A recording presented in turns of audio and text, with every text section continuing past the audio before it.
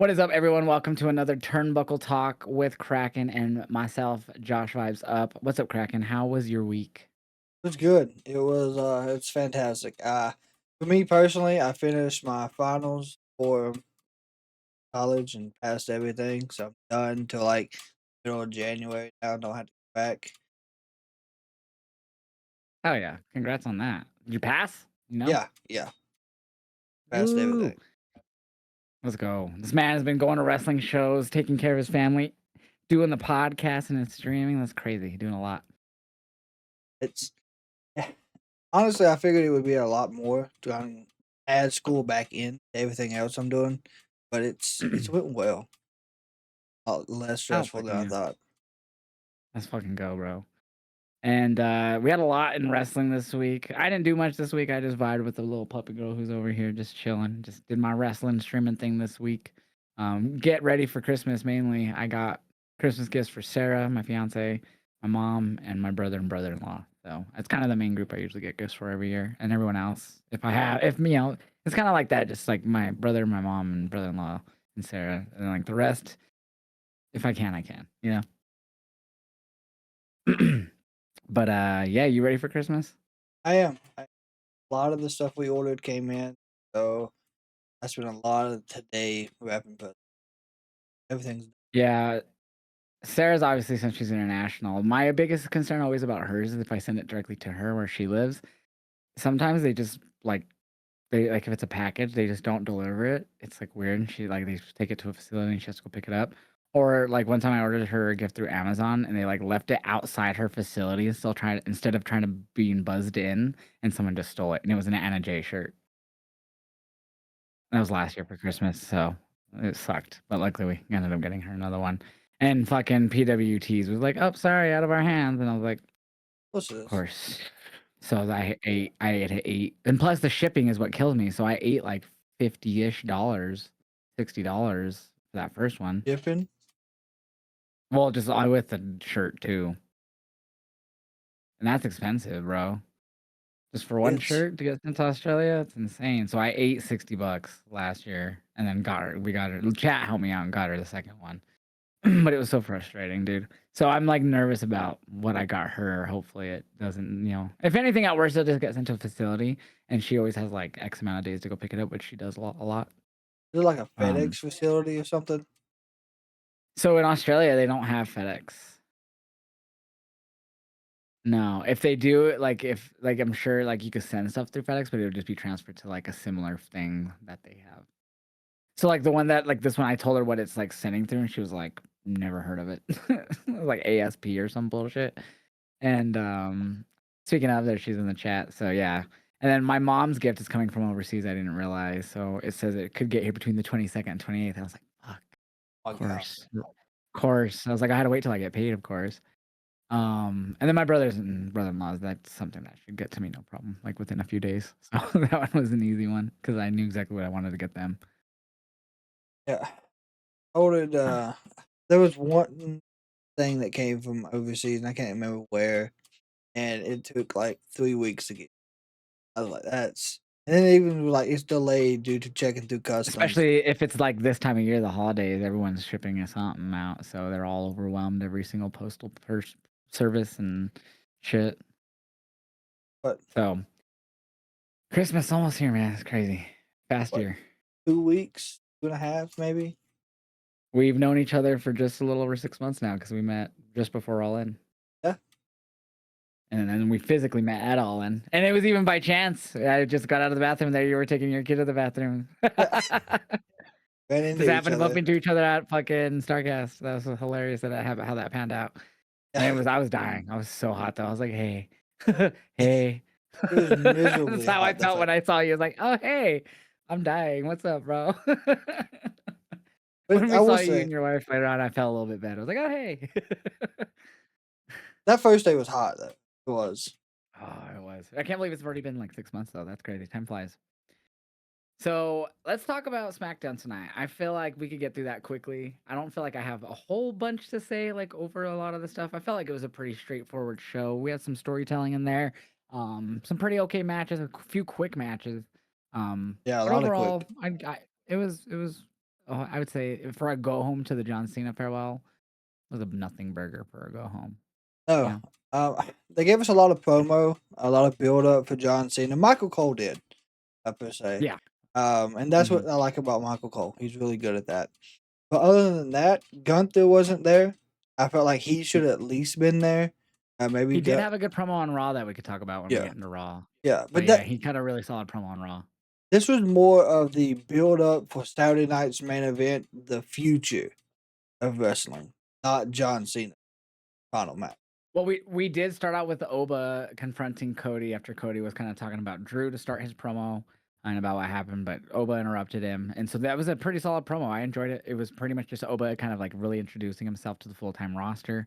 So it was pretty basic. I felt like some people in my chat were like, "Oh yeah, he felt like that was like really nothing good promo from Oba." I'm like, "Well, he's just really trying to introduce himself to the majority who might not watch." But Pennsylvania, I believe that's where they go, Wilkes Barre.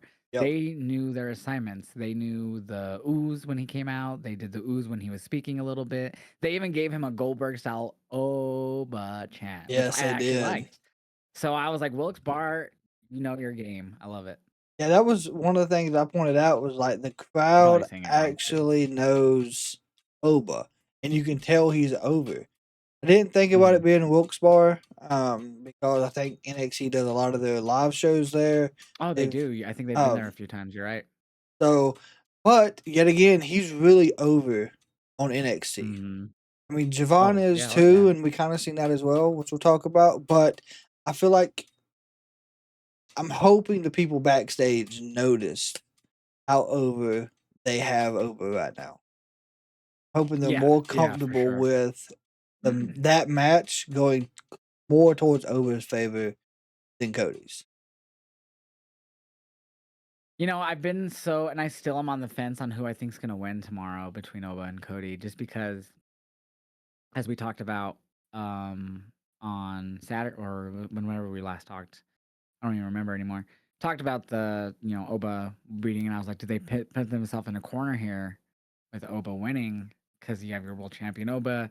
I'm sorry, your world champion Cody, and then you have Oba who's only lost a handful of times now and down in NXT. And he just run back the NXT title. Obviously, he could lose it again right away and go back down, go up to the main roster, which I'm hoping for soon. Because I feel like, especially with the announcement of SmackDown going 3 hours, SmackDown could use him for sure. Specifically, I feel like. So hopefully they do use this exhibition match to push him into the main roster, and he could pull the Kevin Owens thing. I just don't know if you want him to lose immediately after getting the NXT title to Cody Rhodes. But then I also don't know if you want to give Cody that loss to Oba while he's also feuding with Drew. So it's like I'm on the fence of what I think is going to happen here. You could have a lot of people were talking about it tonight. You could have Cody lose due to Drew, but does that hurt Mhm. your NXT champion? But yet again, on In theory, it NXT, doesn't because he didn't win. I get it. He doesn't win clean, but it wasn't like his doing. You're making it look like I don't know because it's not like he. It's not. I don't think it would be a situation of Drew helping him because Oba requested it. It's obviously just because Drew has his own situation. But it's kind of like what happened with Champa and Mello last week, where Champa got involved in his match with Ilya, thus leading to which I thought Mello would get involved in the match tonight, but he didn't come out till afterwards. Um, so I don't know. I just don't think that's a good look to even have that happen in general, have an outside interference. But it's WWE, so I wouldn't be surprised. I wouldn't be either. But I really hope that if they have Cody win this match, I hope they have it look like it was Cody's last gas to win. I feel like they really need to build Oba here, even though he's so over. They have to A lot make of people, Oba look dominant. sorry, a lot of people in my chat were saying they should just have him squash Cody, Goldberg style, to Brock. I wouldn't be mad if that happened, but gotta think, how does that weigh out if you're champ right now? Hmm. That's something another thing Drew can use against him. So I mean, True. there's so many So I just possibilities. personally am on the fence. Like, I don't know. It's WWE. That's why I'm so like, I don't know. This could go so many ways. And like, it just makes me concerned because like, I don't want to see Oba lose immediately after. And he just beat Javon, of course. Um, But I don't want to see him lose like literally a week after winning the NXT title. No, obviously you could just make the argument. It's Cody Rhodes, WWE champion. Yeah. Okay, yeah, that's a good person to lose to. I don't know. I guess I'm just concerned at how the match will actually look. And So I think this is more this pay-per-view premium live event, at least for me, is not as predictable as what we've had because of the matches. In my I opinion. definitely, I could see it. I could see it. I think the only match that I'm struggling with is that the Oba Cody. I think everything else I'm pretty certain on. I'm not. But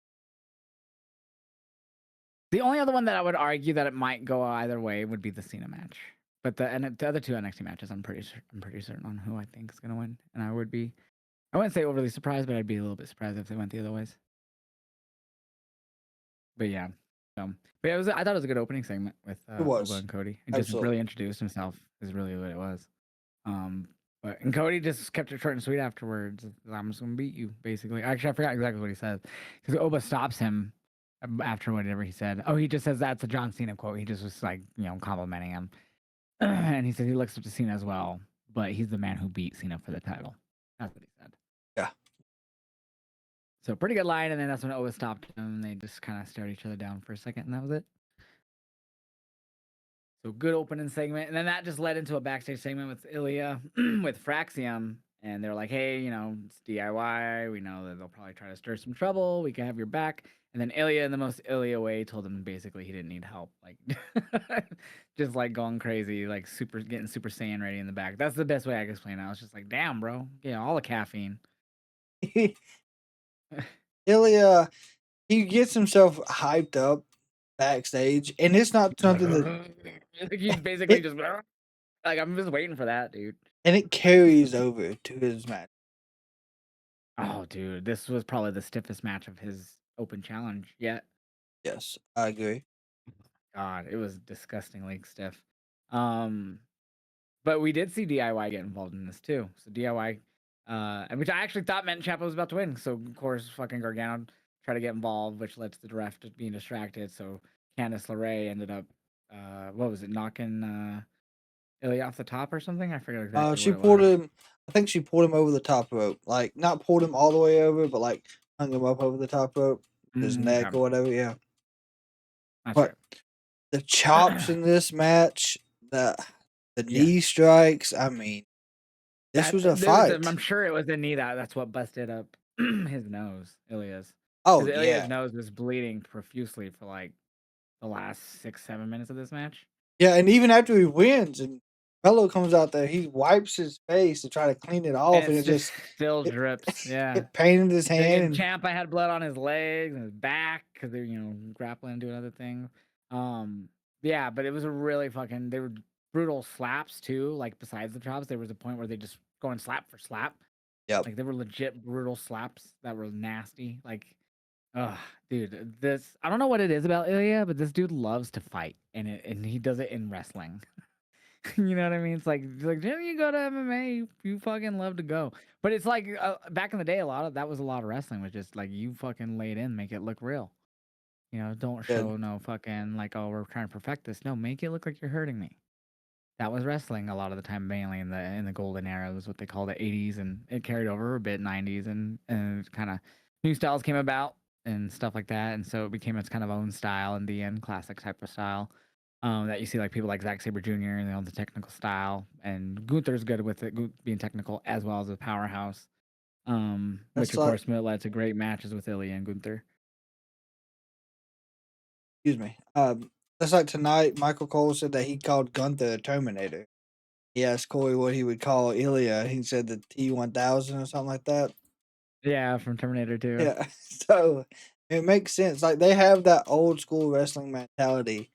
They will beat the hell out of each other inside the ring or whoever they're facing. So 100%. I hate when Ilya uses the headbutt. So I like Ciampa's like running at him to do something, and then Ilya literally it looks, at least from the angle, like he legit headbutts to the chest. mm, If he's legit doing that, I can't fully tell from the angle, but it seems like it. If he legit is, dude, please stop. Please, like, at least make that look fake. I don't care. Don't really do that. Everything you do, just lay up on the headbutt. I mean, And there's probably a few other things, but my God, I'm actually surprised because usually when they go to the WWE, especially from the NXT, the main roster, they're pretty adamant on like take care of yourself, blah blah blah blah. You might want to lighten up in your style, yeah. And this has been, especially after a year-long ACL injury, this Mhm. motherfucker's going just as hard, if not harder, than he did before injury. Oh, I think he has. I think he's came back Usually injuries slow wide them open. down. Like, okay, maybe I do need to chill out. Like, okay, look at what happened. Year-long injury, that sucks. Maybe I should slow it down. Longevity. And this guy's like, fight. Wide open, yeah. All ga Ah, all gas, it's like no if he turns brakes. into Festus, the bell rings. I'm not even kidding. That's what I'm waiting for him to do now. Uh, but he's not gonna be stupid otherwise. He's just gonna be Oh, yeah. calm instead of the. That would make sense. But dude, for real, that's what it feels like. Once that bell rings, that dude's ready to fucking lay it into everyone. Doesn't matter who you are. Yeah, he will take pain too. Like, he will take a beating to Yeah, be his that chest safe. was so reddish, already getting purplish when at the end of that match from the chops. That was bad. Is It's crazy. Luckily he doesn't have a match tomorrow. That's probably why. He was like, "I uh, gotta show out tonight." right. So what else did we get? Oh yeah, at the end that's when DIY beat him down because they tried to cheat to win, and then Mello Hayes made the save after what they did last week. It was Ciampa who cost Mello. Mello looked like he was about to win too. Javon Evans, we had a backstage segment with him that set up him versus the Miz. Have you seen Javon's new shirt that they like promoted today on like WWE's Shops Twitter? I have I haven't seen it. I mean, I've seen it where he wears it, but I haven't really looked at it. So, well, I don't think he wore it tonight because I would have noticed for sure. So I forget exactly what's on the front, but the back and the top of the back shirt says bouncy. Does it? Is So that just think about it though. Think about it. A man wearing a shirt that says bouncy on the back, right? yeah. Like females, that's fine. I get it. But if they're advertising as like a shirt for unisex, like the first thing I saw that, and I'm not the only one. I actually saw like a lot of the replies on the tweet were like, "Yo, as a grown adult, I am not wearing bouncy on my Yeah. back." So I'm looking at it. So the shirt he had tonight just It says was not that. It no, was not it that shirt. has JE on the back of it. And Mhm. then so the women's it says women's black Javon Evans Young OG, so it has bouncy. The youth, Okay, well, the one that was on their Twitter was like advertised. Like it wasn't like on a person, but it was just yeah. like the shirt. Yeah, I don't know But it was basically being advertised as a unisex. So. yeah, there are more. So yeah, there's a men's one where it has 6'7" on it, God, and that's what I'm. That's Javon, what I'm talking about. That's it. Yeah, yeah, yeah. And then the back has the bouncy. That's yeah, the it's one. a blue and like looks a little white to it. Dude, Yeah, I get the. I'm not. I don't hear the 6'7" meme all the time. I don't know if with your kids you do. Yeah, you do. Okay. So, so obviously you're probably like whatever to the 6'7" on his shirt, but yeah, it makes sense. I mean, I'm in my mid-30s, so I don't. It's not on my FYP on anything. So, and maybe here and there with WWE because Melo's done it. Yeah, Melo's Javon. done it, That's about it. Javon, but That's outside like of that, usually, yeah, or if I'm live, that's the only other time I see it when I'm live. People kind of meme about it here or there, but not even that hard because most of my community is a little bit older too. Not really the younger crowd. I even have some, but the majority is closer to my age. so like my oldest son, we was doing some math homework the other night, and one of the answers was like 167. He could did this, and I was like, I don't mind. See, and now when we think about it, ours was a lot more like for like 69. That ours was a lot more like, whoa, because it's sexual related. Yeah, and Theirs this, is just a funny meme, like which is that's why even though because I don't get bombarded with this, so that's why I'm like it's not that bad. We would say worse things. oh yeah, As someone who doesn't deal with it all the time, I'm like, it is let it yeah. happen. It's a good one. That's a normal meme right there. Let that one fly. I 'Cause mean, at least it's harmless. it is harmless, just annoying when you even Yeah, count. Like definitely. 6, 7, Yeah, oh yeah, yeah, just like when having to probably hear the same music over and over, watch the same shows over and over with the kids. Oh yeah, same shit. it's Yeah. repetitive. But I'm glad he wasn't rocking that shirt tonight because I think that's just hey, I act hey a lot, so I'm cool with it. But like I ain't gonna wear no shirt that said bouncy above my ass, you know? It's not directly, but it's up there, you know what I mean? I, Hey guys, I'm bouncy, you know what I mean? I Like, I did. just couldn't do it. I couldn't take myself seriously with that shirt on. It's I freaking didn't even funny. notice it. Like until of course you I said think it. it's hilarious. Because I've seen Cool the shirt, one he yeah, had but on tonight, but I yeah, the had one tonight not was seen the other not one. that, thankfully. Um, but yeah, so he ends up facing the Miz later in the show. It was a pretty much nothing match, honestly. It was just a Um, Miz putting over young talent, which he is known for at this point. yeah, it didn't get much time. I don't even remember if it had a commercial in it or not. It did after he It did, yeah, yeah. hyperextended his elbow or shoulder. See, that's how I was sucked out of it at that point. I was. Um, yeah, and then the Bliss and Lash match too was another. That one didn't have a commercial. That one went all the way through. Um, Naya helped her with that one. I figured Lash would get the win. Didn't think she needed Naya's help.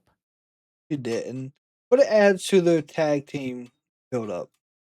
That's the Yeah. only reason she got involved And in we the had Soul and Bailey ringside for that too, because they were promoting tomorrow's show, so they were ringside for the women's match. So I was like, okay, I mean that makes sense. The women's match, they had to watch it promoting tomorrow. Because they didn't do shit in the match. At one point though, Nia did yeah, I heard Nia like towards the beginning of the match, like yell something towards Bailey. I forgot what she said, but she said you or I think she just went like, you like that, Bailey? Or something like that. yeah, and I then just remember hearing it and I laughed. the start of it, Charlotte looks across the ring. Is that Bailey? And Oh, I didn't see that. That's funny. yeah, she does like the I can't hear. I don't remember what she said, but I know it was like I can't see you or you can't see me, something like that. It was John Cena related because he was wearing a Cena shirt. Oh, Miz did the freaking "you can't see me" try to hit the five knuckle shuffle. I think did he get it? I don't He did. He remember. did He hit the. landed it. He Yeah, went yeah. for the five knuckle shuffle, and then he put him up to do an AA, and then Corey Graves hit it with the what the A-lister adjustment is what he was gonna. Oh, I didn't hear him say that. That's funny, actually. Because Michael Um, Cole commented on, well, he stole all the other moves he does. He might as well steal these too. yeah, with the kicks. You know what, too? That's funny because actually, a few people in chat. I don't know if it was Sarah or Alex, one of my mods, were like, "What moves hasn't Cena done yet? Like in his big feuds. You know, he's been paying tribute to a lot of his people from his past. He's had big feuds with." And I was like, has he done the Samoan Spike? Because I don't remember that one. He If he's has done not. that. Because he had a great feud with Umaga. I would love for him to pay tribute to Umaga. Did the spear stuff with Edge. Of course, he's already done RKO, the AJ Styles tribute, Done Ziggler, Samoa Dome tribute. Joe's. Yeah, he did the. Oh, I guess so. I guess Coquina Clutch. I guess Yeah. yeah. He hasn't done anything Um, Brian related, I think. uh, I do don't they think really have like a feud? I know they I don't, faced. they faced, but They it faced at wasn't really like a SummerSlam yeah, but it wasn't really as. because that's when Randy cashed in after But yet that. again, I don't think it's really got to be a big feud for him to pay respect to at this Yeah, point. true. That's true. But yeah, not Samoa Joe. Umaga was like the main one I could think of that I'd love to see him do the spiked with or something. Yeah, but well, here's my thing. Well, a lot of people say it's Umaga, or will they say it's Solo? He's paying respect to. If they weren't watching or weren't born around the Umaga time, then yeah. Yeah, yeah. To me, that just means they weren't watching at that time, or they weren't, either weren't born yet. I actually had someone, so I posted a video on YouTube on here, and I put it on TikTok and Instagram earlier. It was about John Cena and just how I feel like weird about going in tomorrow, but like in the sense of like everyone's like posting these like thank you Cena videos, like these other content creators, like the big ones I've seen Minnie and a few other people do it. And I think it's Santi's favorite wrestler too. And I grew up with Cena. It's not like I'm like from a whole different era. I mean, I got into it in the 90s, but I was still like a teenager when Cena hit. So it wasn't even like I was, but it was just wasn't his character wasn't for a teenage boy, And so I made this whole video and there was a comment in there and it was like I forget exactly what it is. Let me pull it up, but one of my mods was commenting on it and I was like reading through and it cracked me up because I was like, this guy really believes this. Um, Let me see here. Oops, not it. They said, I was reply to one of my friends. He says, John Cena, because he's John Cena, because he was one of my mottos saying like it's interesting that Cena gets this really big send off, you know, Mhm. compared to like Shawn and everyone. And the person replied, because he's John Cena, Taker was never the top guy. Shawn wasn't either. Hogan could have gotten it, but he said Cena went to TNA. So that tells you what era he was watching. Because if he thinks, Hogan is just remembered for that, holy Toledo. Of course, Hogan ran that bitch for decades. Oh, it felt like decades. It was a long time. It wasn't that long. It was like a good close to like 8, 9 years. But It was and then of course he went to WCW. Then he came back in the 2000s. That's the era he knows of Hogan, sadly, which is not even a bad era of Hogan. Uh, but that just cracked me up, especially the Shawn one, because it's like, dude, he was at the time they consider the worst time for business in WWE, because after the whole steroid trial and everything, that was when they moved on. Like eventually after Brett, they went to Shawn, and as Shawn as world champion, they drew their worst. I believe it's the stat was they drew their worst in house shows, at like and ever under Shawn as WWF champion, and like ticket sales were down when Shawn was champ. don't At the end doubt of it. the day, my point being that comment cracked me out because it's like, what? So it's just funny that people, I don't know. And he looks like an older person, if I had to guess, like at least minimum 18, if I had to guess. Um, but it's like no way you can't go back and know the history of who was on top if you're commenting that shit. At least it depends. Yeah, you, you have to know. There's a reason he was called Mr. WrestleMania, or the Showstopper. The show, it's a whole nother. Yeah, it's just so funny to me that there's people out there like that. Like I get not knowing a certain era, but to like looking like they're an older person and just to be saying that cracks me up.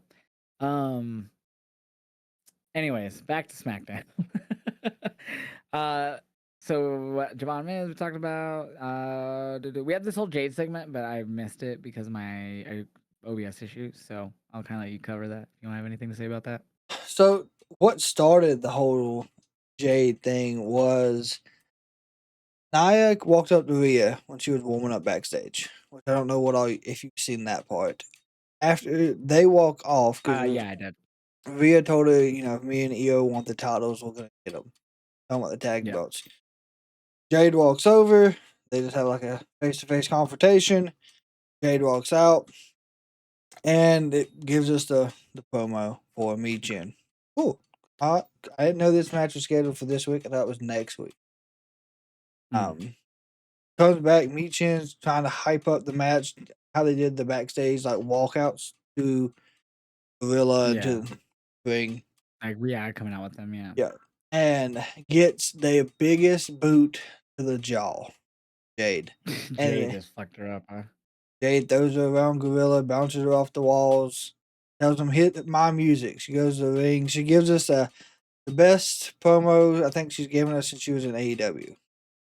This is my ring, my title, my time, basically, because I'm that bitch. Her whole skit that she runs. Mm. Beechin's music hits. She comes out with a kendo stick. She hits a ref with a kendo stick because you want to get the hell out the way. Mhm. Hits Jade like 2 or 3 times with the kendo stick, and that's it. Jade then hits her with a big pump kick. Back in the ring, stands over top of her. What's your thoughts on Jade being like in these feuds after winning the title with like people who you wouldn't consider like main eventers? I don't think it's bad. I think Fab, if they would put her in some singles work, she could be a mid champion right now, like the mid card, like Chelsea and Julia are, and you could pump one of them two up to the main event card for the women's division. I feel like it just makes her look like a bully. But it does really does. I don't know if that's their point, but it's like she's just picking on, and not to be rude to me, Chin, or BFAB, but they're women who don't necessarily wrestle as much as the others and who don't win as much as the others, They don't. at least on TV, winning it or match wise either. So it's like I it's don't. hard to believe that's who Jade's feuding with right now. It it is interesting. Um, I don't know. Tiffany, I think she's still getting a little bit of time off. Oh, Uh, she deserves it. Yeah. yeah, Bianca still dealing with a broken fucking finger. She's talked about that in like an interview she done. So, is there really anyone else that they don't have like on Well, they SmackDown? do. I know they're all tied up in tag Yeah. teams, which is great, and I like that they're adding all these prestige to the tag division and moving women who are always going for the world title out. But at the same time, this is what my thing is with SmackDown. Their depth is lacking. Their depth is lacking huge. Obviously, with Tiffany taking time off and Bianca still dealing with that injury, everyone else being tied up in storylines or feuds that are being used. I can't really think of anyone that's on SmackDown women wise that's not appearing currently. That's not the like that was just on like the bench that we don't know. But yeah, that's just my argument. You need to start bringing more women up, This is which is crazy where, because we just brought up Roxanne, Julia, and Stephanie, earlier this year fully. of course, they brought up last but tag team. I think what they Yep. could do is they could pull up JC Jane. Do they pull up the whole group or just JC?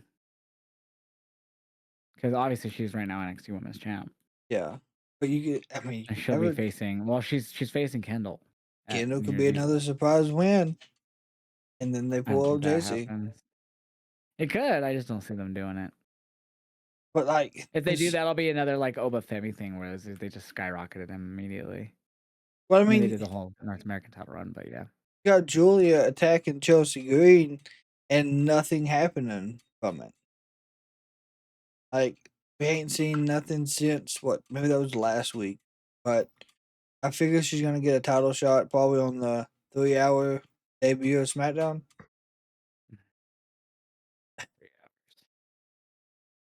On a Friday of all days, I don't know what it was. So like Mondays, Raw, I still hated that being 3 hours, but it didn't feel like as long. When SmackDown did it, it just felt way longer than Raw's 3 hours, dude.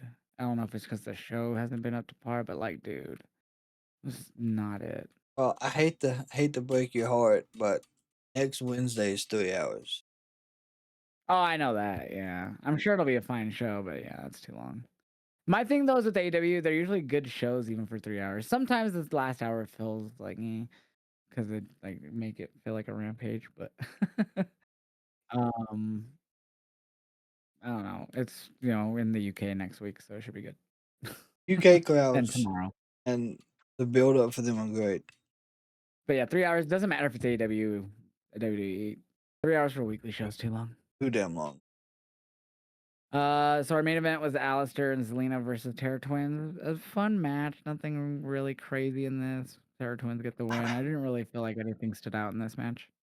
I just hope Vega's okay. He took a Oh, that's bad right. fucking botch. So it looked like she was setting up for Code Red. I don't know if Rhea just didn't realize that's what it was, and she just kind of, I don't know what she was going for. It looked like she God might have tried to go for almighty. like a Poison Rana type landing, which made Leah just. I couldn't tell. I don't know who to blame I, here. But either way, Zelina landed face first on a and with Code Red her attempt. and her back was she Scorpion basically. Oh, yeah, basically. And like Um, God almighty, it looked well, and then after that, she took a fucking. What did she take after that? I don't remember she took something else where she landed on her face like a minute later, like where like slammed her forward. it I was think like she like had the her on her back and like dropped her back or something. yeah, it was like almost I don't know what she calls it. I don't even know if there's a name. There probably is. I just don't know what I'm talking about. She had like a reverse Alabama slam to her face. Yeah, that's what it was. And I was like, really? I was like, right after she already fucking landed head first from a fucking botched move. Yeah, no, I mean, I hope she's okay. I mean, botches happen, so Oh whatever. yeah. But like, fuck, this is crazy that I mean, assuming she was fine going for those moves, but I was like, God damn, because that was a rough landing on her head on that fucking botch. It was I don't I don't know. I don't I don't know what was supposed to happen, but it was rough. Absolutely. It was very rough. But I give SmackDown a 3 out of 5 overall tonight. Like, it wasn't a bad show, but it wasn't really like overly memorable. It was not a go home show for John Cena like I figured it would be. It Yeah, they was had like a lot of like they brought up the interview and just brought up little random things here and there, but it was really nothing. that was it for me. I want to talk about Dynamite because that may have been another top to bottom, one of the best Dynamites ever. Yeah, absolutely. Uh, C2 is fucking rolling this year. I mean, it does every year, but I feel like this year might be one of the best if we continue on this trend. C2's ever. Um, but let's just start about the match of the night. I don't even care. Don't have to talk about order. I just want to talk about what I want to talk about, and that was fucking Mike Speedball Bailey and Kyle fucking Fletcher. We said we wanted to see Kevin Knight and Fletcher for a world title in a few years because that was, dude, this as well was that, but but times two. this match, I had someone come into my chat themselves and ask me like, "I've heard great things about Kyle Fletcher and Speedball's match. Is it worth watching back?" Absolutely, it is. If you don't watch nothing else from Dynamite, Yep. watch Mike Bailey and Kyle Yes. Fletcher put on the damn match of the tournament. 100% match of the tournament, bro. Dude, that match was so insane. They really gave me hope and immediately ripped it away that Speedball was gonna win, and then immediately delivered with the victory. Like it was in fucking insane. Of course, people are gonna call it all really no sell, blah blah Yeah, blah for they the will. Fed stamp. Dude, just go back and don't think about selling. You're not fucking a producer backstage worried about time telling Bruce Pritchard, I'm sorry, Bruce. That's not who you are. You're a fan who's supposed to sit back and see for yourself what these guys can do. I hate when people are overly concerned about how the in ring is when they've never trained once Like, or even helped put together a ring or something. those people is going to be upset, but they just need to sit back and watch this from a fan standpoint. Because watch this as someone who's going to try to critique the match because there was too many kickouts, too many finishes done. You're not gonna, you're not gonna like it. But No. you watch it as a fan who enjoys wrestling. This is So I was on I was on last week's results somehow. I was trying to pull up the last moves, but I can't even find it now. Oh, I found it. Okay. kind of the last segment of moves that happened. No, yeah. I was trying to pull that up because I knew, but I was like, wait. I was like, Timeless Love Bombs versus Marina and Megan. That didn't happen this Wednesday. What? That's why I realized I was on the wrong one. Um. Okay, so the end here. We came back from commercial. Actually, this might be because we went to commercial twice. So hold on, let Yeah, me scroll further down because this was a long one. It was a good long one. It was like 16 minutes or something. Um, okay, I think right here. So Protostar was ducking and dodging, rolling out of Crucifix Pin. He hauling Speedball up, snap Hurricane Rana. Speedball kicks out. Before this, Bailey had a standing Spanish fly on Kyle Fletcher, which didn't get a 3 count. Um, we also had the penalty kick, standing moonsault, knee drop. We also had that happen on the barricade earlier in the yep. match, which is fucking insane. Um, Buzzsaw roundhouse kick. How Fletcher still kicks out of all of those fucking moves. Speedball was breathing really hard. Hits the time adventure, but Kyle Fletcher still kicks out. That's when I was like, okay, this Fletcher's gonna win, you know. Yep. They traded kicks back and forth. Speedball hits the crescent kick, hits the time adventure off the second, but Fletcher kicks out again, or says Flicks kicks out of the Ultima Weapon. And his moves names are tripping me out. To the floor, Ultima Weapon off the apron. Kyle dodges. Oh, that's when he tried to do it on the apron. I remember. Kyle dodges and plants Speedball with the apron power bomb, which was nasty. God almighty. Um, Hits him in the corner with a brain buster, but somehow Speedball kicked out of that. Went up top. Speedball flew over, did a sunset flip roll through again for the cover. They go back and forth with some shots. Then a vicious lariat knocks Speedball down. He goes for another sheer drop brainbuster, but Speedball reverses, cross arm sunset flip. Then, with the minute left, he did a cross arm rolling sunset flip for the win, pinning Fletcher. So that match, I don't do it justice. Just please go back, Yeah. watch this match. I may have just made it sound like there's just nonstop kickouts because there was, because they were doing insane moves and it was pretty crazy. Kicking out of a fucking brainbuster. Oh, and it's like I've been trained by AEW. Anytime that brainbuster hits, it's over. When Hmm. Fletcher's getting in that brainbuster, I'm done. The only other person I would think that is kicking out of that is Okada or Takeshita or maybe even Omega. But See, for me, when he hit the brainbuster, threw him into the apron, delivers the kick, then does the brainbuster, that for me is the sign that okay, the match is over. It's done. And It's over. he hit the combo, and I was like, "Damn, this has been a hell of a match, but that's it." And Speedball kicked out again. I was like, "Holy shit! What is going to put down Speedball Speedball?" actually commented on my Instagram post of that reaction, and after Speedball, because I posted, like, the whole, like, last 3 minutes leading to the pinfall and stuff, and so, like, there was one where he, hits a few moves, and then he goes for the cover, and Rick, my cousin, is like, hurry, ref," and then or no, he doesn't say hurry, the ref does the count, and then Rick's like because Fletcher kicks out, he's like, "The ref took too long," so Speedball commented, "He did take, like, a long time," or something like that. I'd have to go back, but it cracked me up that Speedball commented on it. Um, but yeah, dude, I'm so happy he got the win, and he faces Kevin Knight tomorrow on Oh Collision god, now in the what gold is tournament. that? They just announced that earlier today. Who wins that? I don't know. Like somewhere, like there is gonna be a draw, and I don't hope that one. I hope that one's not the draw, but I could There's easily gonna see be a it. draw. I think that's the draw. I could Kevin and see that one Speedball. being it. Kevin Knight tweeted after they announced it. He's like, every match that I've had with Speedball and tag team action, he's always brought the best out in me, and I expect nothing less tomorrow or something like that. I'm telling you, if he hits that coast to coast, I don't know, like that coast to coast into that Dude, I UFO love the UFO. The UFO is so good. It's just a like he spit does a I guess a 180 into a frog frog splash, splash. Yeah, but it's just so cool looking, dude. it's clean too. Like he doesn't He overdo gets it. time, dude. He was like hovers. He legit hovers like a UFO. It's crazy. At least what we think a UFO does. But yeah, no, match of the tournament, dude. We had a lot during this show too. Renee, like doing the little play-by-play as Sports. they come out during their Yes, entrance, like sports-like entrance. she's got to That was keep I doing love that. that they brought that. 100%. What did we start with? 'Cause I think that Uh, was the first match, but no, that was the second match. Timeless love bombs versus the babes of Oh, wrath. damn, that was pretty much later in the show. Okay. Yeah, so the women's tag titles, they literally kicked off with the women's tag titles. Um, and it went the way I wanted. I was They did. thinking once we got the two face teams that it was gonna be Tony and Mina since Tony, had all the prestigious women tag champ.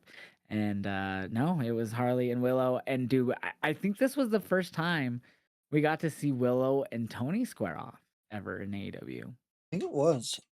I don't if it happened in another match, I don't remember, but this was super fucking amazing. The crowd reaction, I forgot where they were for this show, but the crowd reaction to them squaring up once Willow got tagged in, dude, was amazing. And they went back and forth with chops to start before they started going at it. They didn't really go at it too long before there were some tags right away, but dude, the crowd was lit for it, and I need that match. I don't know when, but that match has to happen one on one. Yeah, I felt like this match really showed us what the next few months is gonna lay out and for AEW women's division. Even though the tag champs, I could see Storm and Mina having a good build to chase back to the tag titles, and even having Storm and Willow have their own matches. They're gonna have, excuse me, it's gonna be fantastic. Yeah, I'm super humped. Jeez Louise. I'm super hyped to see those two. I'm sure Tony would have liked that line. But yeah, dude. So the crowd went crazy when they squared off. So with Willow and Harley winning the tag titles, who do you want to see them possibly defend against? Sisters of Sin rematch from the tournament. So I want Ty J. I felt Ty J was robbed and at least should have made it further in the tournament because they were legit. You could argue as the Yeah, early, if not the first women's tag team they had. They were part of that first tournament they had in like 2020 or whatever that was, that is true. 2019, I, whenever that I shit happened. I would honestly like to see Megan and Penelope once Penelope gets healthy. Yeah, and of course, right now Willow and Harley are faces. So Ty J, I believe, are faces currently. So I guess in theory that wouldn't work unless you did like a triple threat fatal four way type match down the road. But I mean, um, we had faces go up against each other in the finals, and it felt fine. that's true. That's true, but I mean, that was tournament style, like, we're out of that, you know what I mean? Yeah, Now you're setting up stories and feuds and stuff like that. yeah. It would in theory, wouldn't it be a hill? You would want it. Yes, and Also, I have a little fun game we're gonna play here. So, if you didn't know, the women's U.S. title in WWE has never been on a WWE PLE since its inception, and that's been a year now. Will the AEW women's tag titles appear on a pay-per-view in AEW before the women's US title appears on a PLE? And it just Yes. debuted. I say we will. I say they would defend them at Revolution. Not Revolution. Sorry, World's End. World's End, yeah, here Yeah. at the end of the year here. I definitely agree. I think the women's world tag titles will definitely be on the pay-per-view, and we don't have another WWE PLE after Saturday Night Main Event this year. The next one will be a Saturday Night Main Event, I think a week or two before the Rumble again, like we did last year. And then of course the Rumble following in Saudi. Um, so yeah, I think it's 100% going to be on World End, and the women's US title. Hopefully that will be on Mania, but maybe even Rumble. I don't know. I don't know. But they'll probably just put her in whoever's the champion at the time in the Rumble. So. The tag titles haven't really been defended on a PLE. The only mid card title on the women's division is Intercontinental, but it wasn't at the last one because she was in the match. So it is odd. I don't know. I don't get it, but yes, they will defend them at World's End. I think it'll be so funny. We got an interview with Willow and Harley. Harley was really emotional afterwards. That's her first title she's won in AEW. She's been in the company for like 3 years now. Maybe more. And so yeah, she was all tears. Willow, of course, felt her emotion, got a little emotional too, but she was super hyped for it. Yeah, so I'm super hyped for them. And of course, the Timeless Love Bombs came in, and the Code of Honor basically shook their hands and everything. I will still say, even though Joe and Eddie was a fun match in the main event, I still don't understand why Eddie had that world title match. I don't either. He was very emotional. He had a backstage interview with Renee. Got extremely emotional doing that. But I don't know. I still don't understand why he just didn't go after Hook. I really thought this would end with Joe winning with like the help of Hook or someone to like continue the Hook Eddie stuff. But no, it was a clean win, clean and clutch for the victory. Eddie Kingston ends up tapping. I actually thought they would just have Eddie go out. I didn't think he would tap. Yeah. I don't know. After he was in the SDFU and Joe gave his little I bit the fuck out of him. we had a lot of biting on this show. We have another one we'll get into after this one. Jesus. But I don't know. Eddie normally does not tap, so him tapping is a little different, in my opinion. Normally passes out. And if you're an MMA fan, you know he did the Brazilian tap where he kind of did it really slow to make it seem like he might not have been tapping. A lot of people call it the phantom tap in MMA, but a lot of people call it Brazilian tap because a lot of Brazilians would do it. They're like, I wasn't tapping, I was just grasping.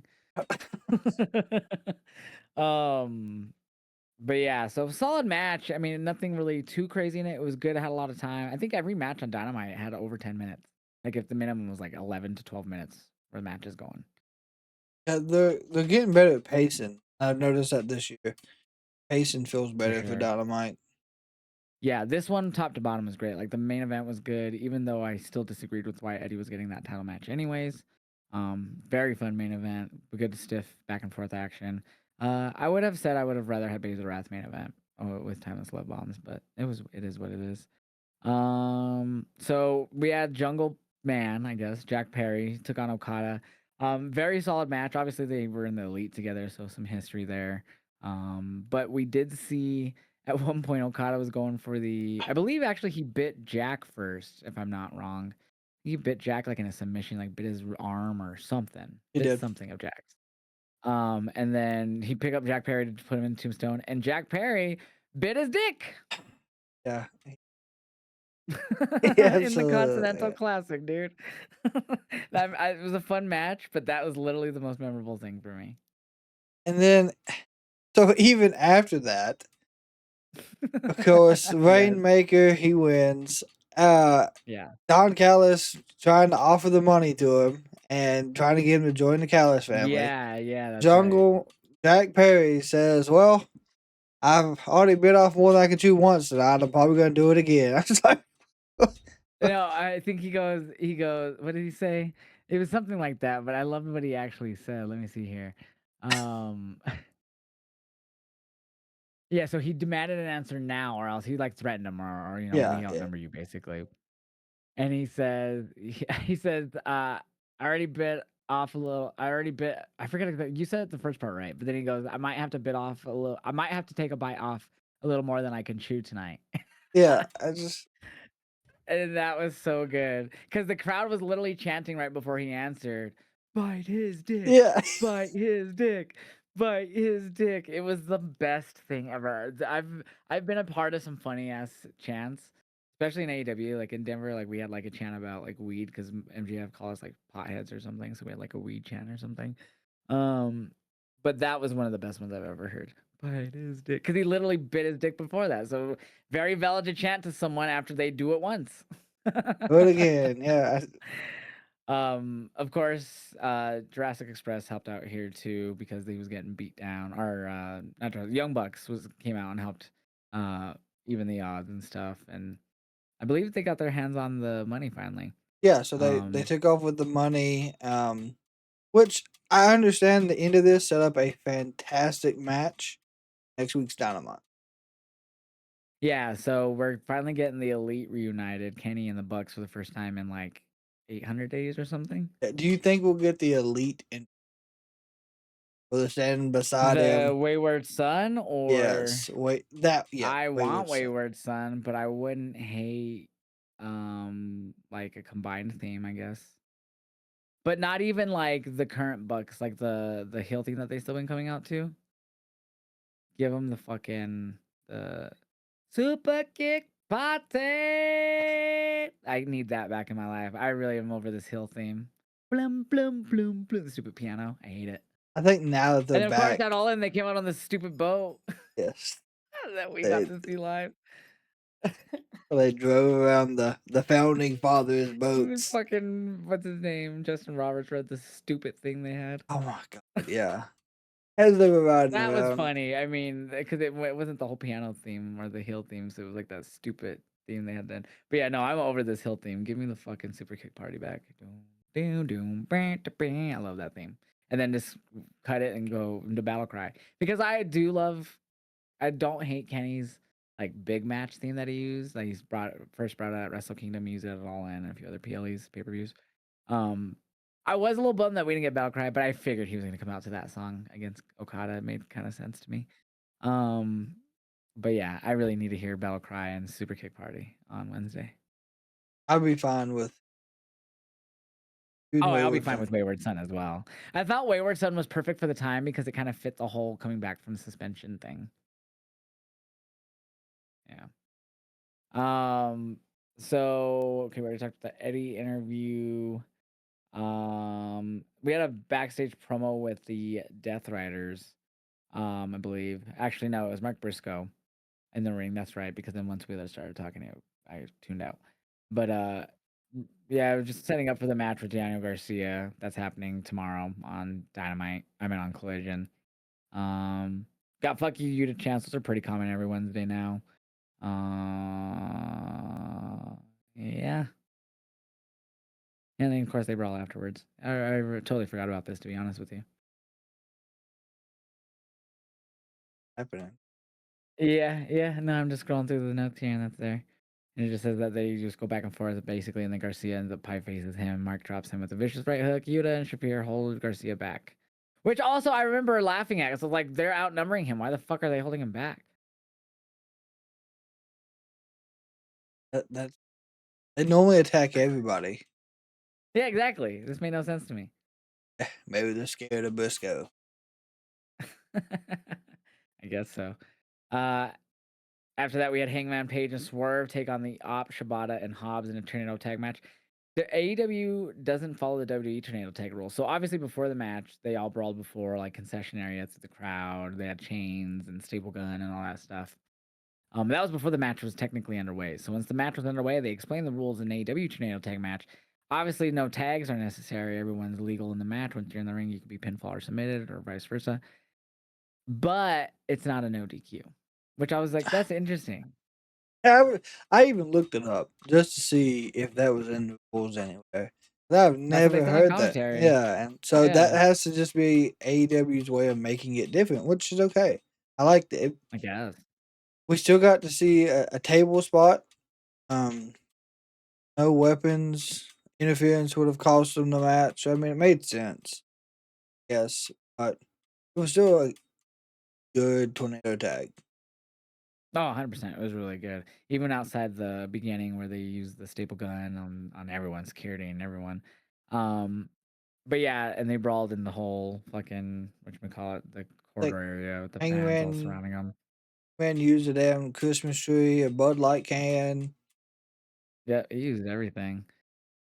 But yeah, it was a solid match. We got a double power bomb off the apron through the table from I believe that was Powerhouse. No, it says Powerhouse drawing. They turn and slide out under him, and in unison double power bomb. My bad, that's right. And back inside, Hangman has Shibata lined up. Buckshot connects. House call. 1, 2, 3. Swerve and Hangman win a pretty chaotic matchup. Yeah, which then showed us backstage Josh Alexander just like nodding, like being or getting excited for his match with Swerve on Collision. I guess is what that Mhm. was. Which is great that they're finally going back to Swerve taking on the Don Callis family.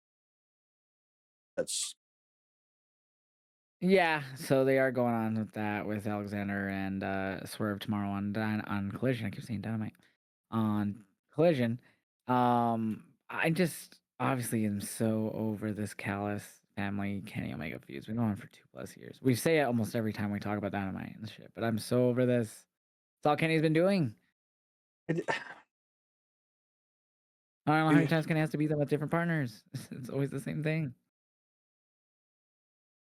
you just can't get rid of Don Callis, and for some reason he just loves going against Kenny. And then he's had people beat Kenny too, and he still keeps going after him. Maybe We've had it go both ways, and it still continues. eventually it'll end. I just don't know. It'll end when they both leave the company. Shit. One will retire. They'll still find a way to. We'll see about it on the news. Kenny will join Daniel on commentary, or Brian Danielson commentary. God. It'll be a 5-man booth. I'm just kidding.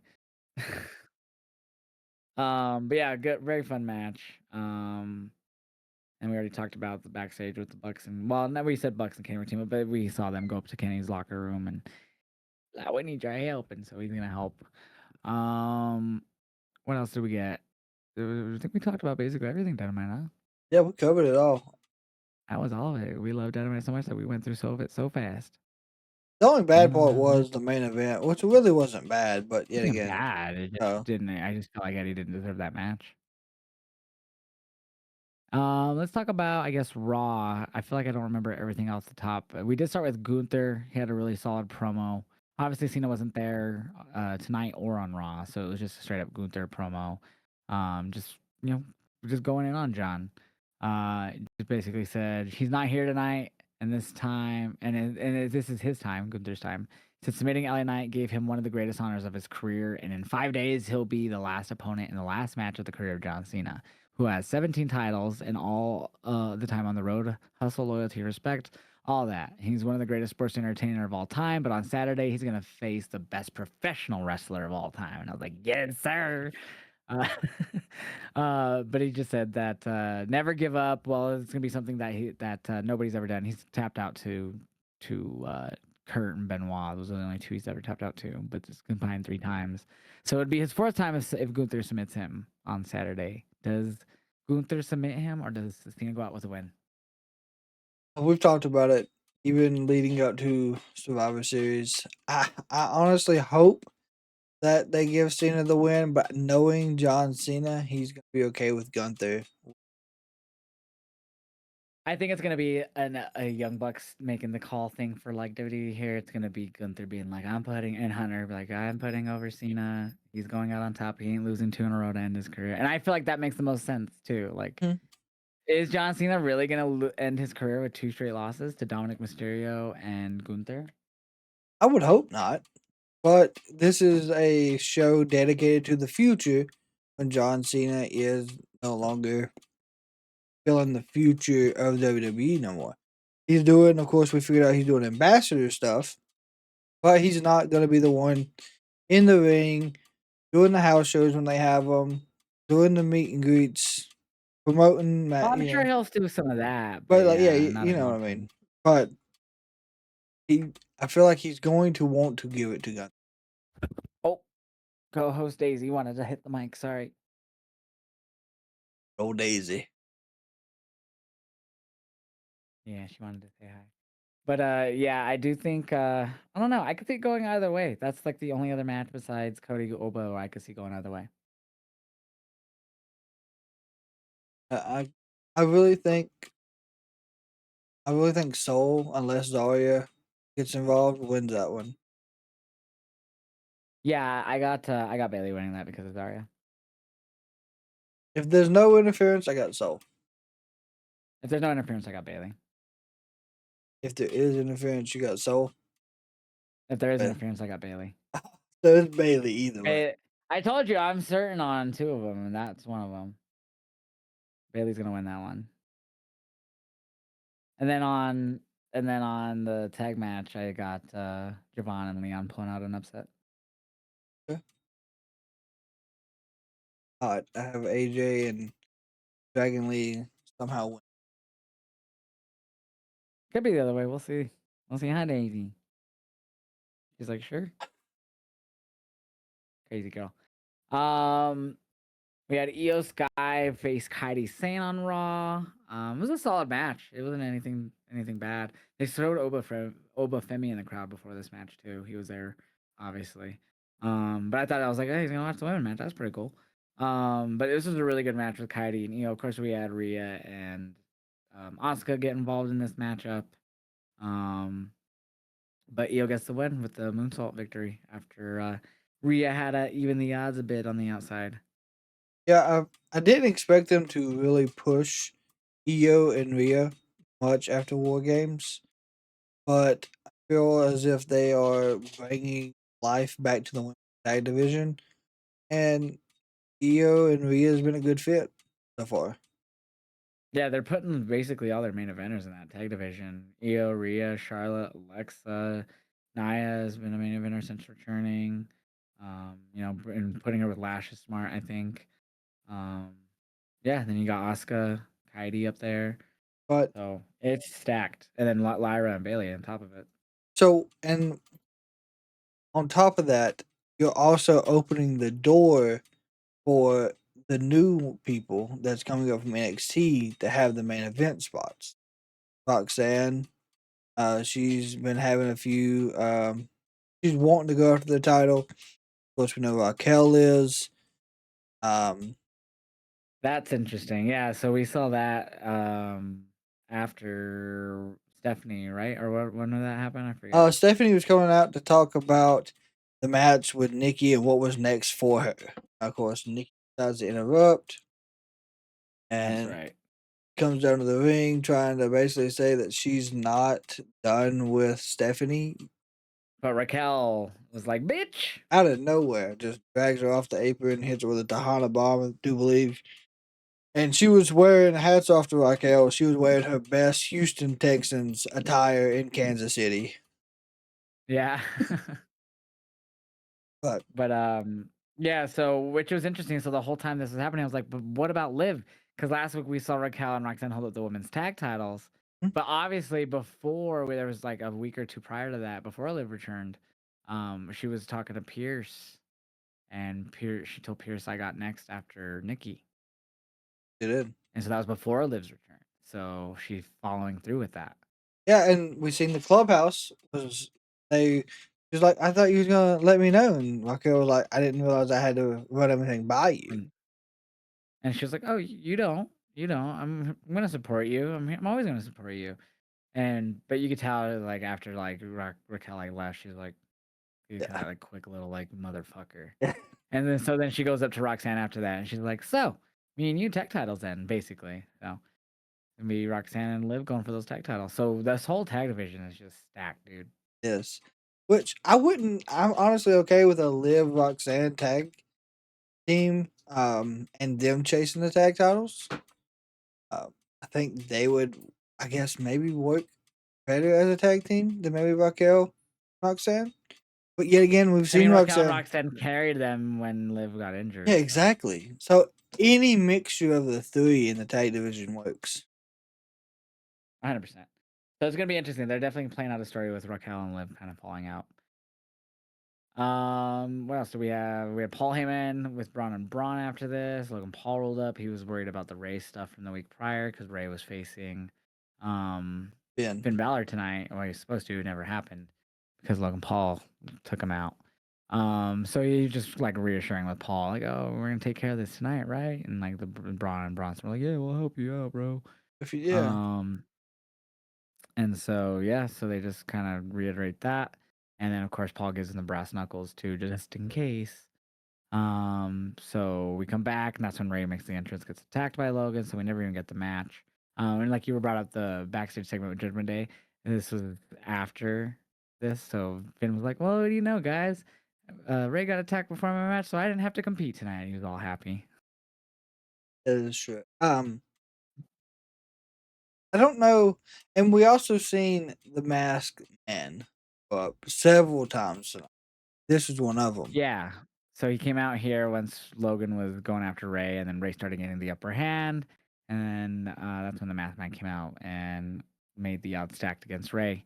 Of course, eventually, did anyone even come out and help Ray? Yeah, LA Knight eventually made the save. That's when he challenged Logan Paul for the main event, which I believe was the main event. Um, which was okay, I guess. But yeah, so we saw the Masked Man come out and hit the stomp and everything. There was a lot of people who thought that this one wasn't the same guy used at the last time. I don't think it was. So a lot of people think that this one was actually Montez Ford that they used. Yeah, I think it might have been.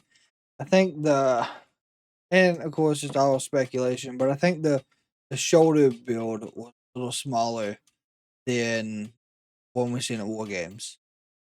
Mhm. Broader shoulders, I feel like it's theory, but this one had kind of had like a smaller shoulder build.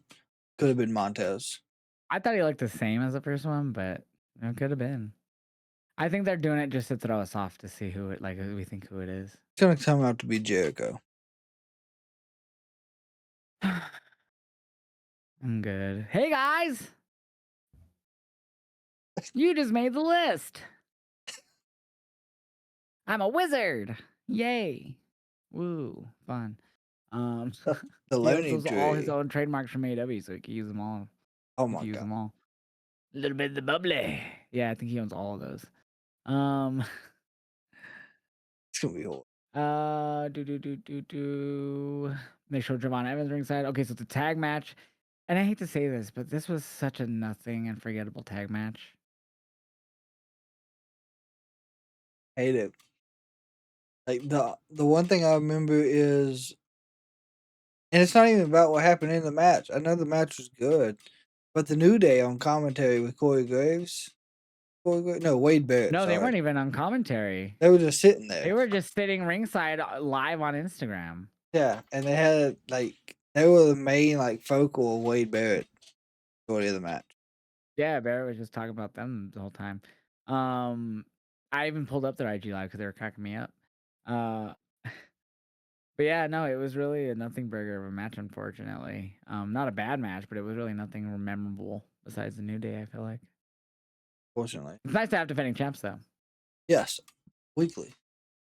What was more interesting was afterwards the New Day entered the ring because they wanted a title match. But then the Usos came out. They came out to Jay's theme. So after the crash out of Jay and losing to LA, or not to LA, but losing in the tournament, well, he did lose LA, I think. He looks like they're gonna be trying to go back to the tag division with Jimmy, and I feel like they're gonna fail, and he's gonna crash out on Jimmy.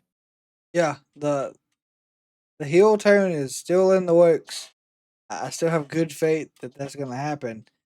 It's just the the Usos versus the New Day is where it'll happen because for once the New Day will win.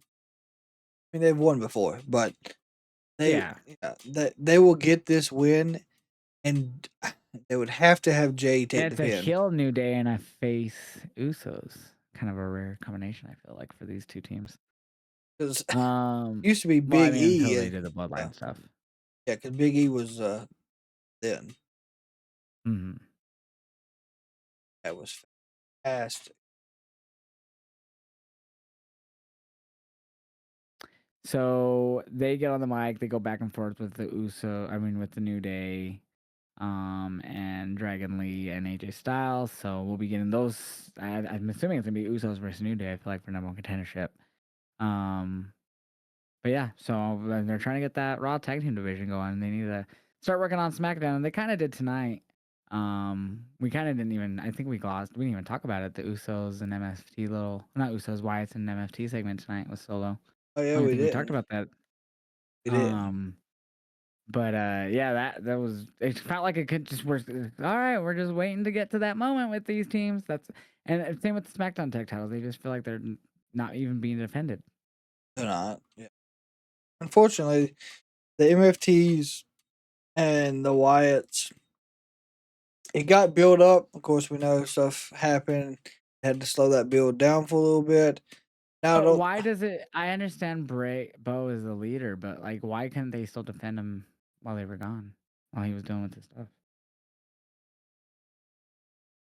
think that's something they've got to work out because you never know when something's going to come up and they're not able to have one of the members there. But if one of the members is there, are they all not going to be able to be on the TV?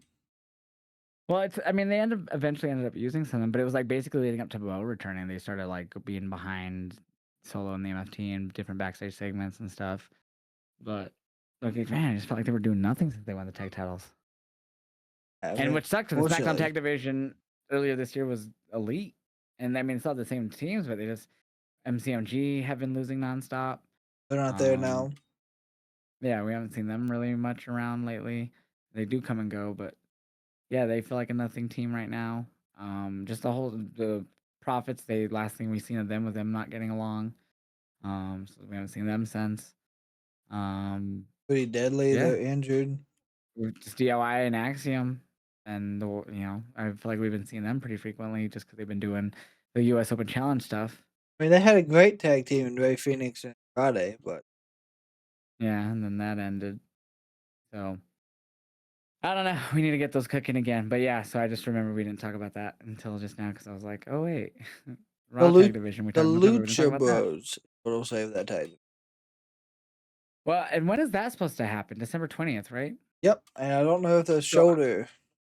yeah, so I was just about that. So I haven't heard anything about the shoulder.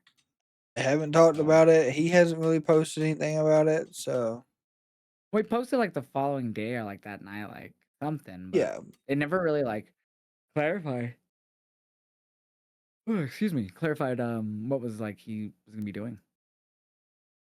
Hopefully he's fine because Lucha Bros reunite there, then that moment carry to SmackDown or wherever they put it. So we had another really good match between Lyra Valkyria and Roxanne Perez on Raw. This is where we saw Liv help Roxanne get the win over Lyra. Get So Liv Lyra, came, right? Liv Morgan up on the apron running interference. Bailey counters and Roxanne drop kicks Liv to the floor. Small package from Valkyria. Fireman's carry. Perez flips over for the roll for the two. Liv rakes her eyes from the apron. And Roxanne Yep. hits the pop Pop rocks for the win. ups. Yep. So yeah, Liv raked her eyes and distracted her. So, um, Bailey of course was ringside, and I think she went up to Liv at one point, but I don't think so. Actually, I don't remember. I don't I either. don't see it in here either. See, it's because it was Monday and it's Friday now, so it's been a while, and we watched 4 shows since then, or 3 shows since then. Oh, we did get another great Maxine training in the dungeon against Natalia. Yeah, you know what's funny? I had someone comment on either IG or TikTok. I don't remember which one, but they were like, I hate these ads on that," and I was like, "This isn't an ad. This is a vignette of them training This for is the show." this has been great segment. for Max. Yeah, on this one, Maxine was like I think she got the best of Natty, and that's where she's like again. She just kept anytime she would get the best of someone, she just kept saying again. Like she just wanted to keep going. Uh, what's gonna be crazy is Natalya takes his title off her. Yeah, it definitely seems like they're bringing Low Key Legend into it, into the main roster from the indie stuff she was doing. And then of course we had the main event, Logan and LA Knight, typical Vision main event Bullshit. match. Yeah, just everything that you expect. Breaker and Braun coming out during the match. The masked man getting involved. That's how Logan won again. He hit the stomp, which gets Logan the win after he hits a frog splash. And then afterwards, they hold LA Knight in position for spear from Breaker, then the tsunami over and over. But yeah. And then we come back. Vision are still in the ring with Paul. He's talking shit to Kansas City. Is we in Kansas? We in Missouri. Yeah. And Braun cuts a fucking amazing promo. He I goes in on CM Punk. He gets on the mic. He says that he doesn't buy this whole nice guy CM Punk. He leaves after having a falling out and comes back, and all of a sudden he's a changed man and takes all the photos with all the wrestlers and posts online and look at how terrific he is. But he said he's a fraud. Imagine preaching your entire career every single week. I'm straight edge. I've never done drugs in my life. Then you turn out looking like the biggest crackhead the world's ever seen. And then he says he doesn't want the nice guy Punk on January 5th. He says Punk, if he's going to show up, he might as well stay at home and forfeit the title.